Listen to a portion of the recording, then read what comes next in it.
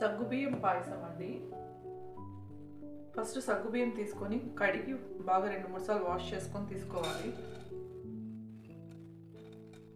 సమ్మర్కి మంచిదండి ఇది. బాగా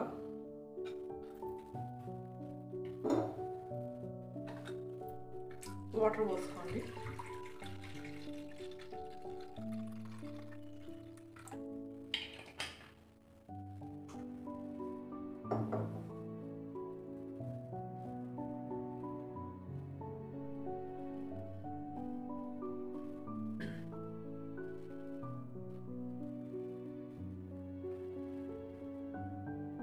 ఇది సమ్మర్లో అప్పుడప్పుడు తాగుతుంటే వేడి తగ్గిస్తుంది, బాగా నీరసము తగ్గిస్తుంది.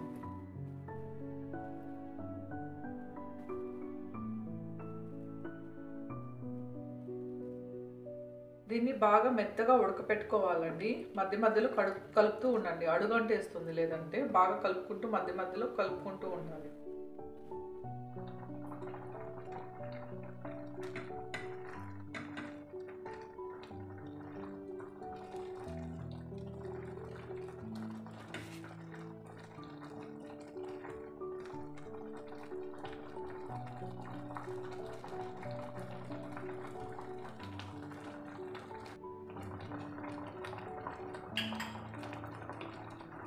వాటర్ సరిపోకపోతే ఇంకొంచెం వాటర్ పోసుకోండి.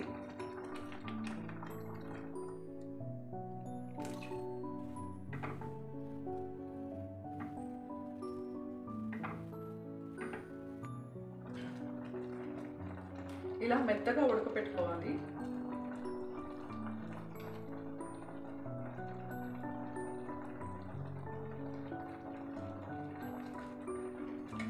ఇప్పుడు టేస్ట్కి సరిపడా షుగర్ వేసుకోండి.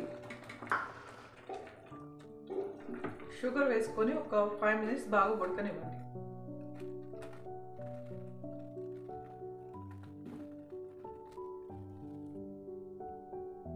కొద్దిగా ఇలాచీ పౌడర్ వేసుకోండి. వేసి ఒకసారి బాగా కలుపుకోండి.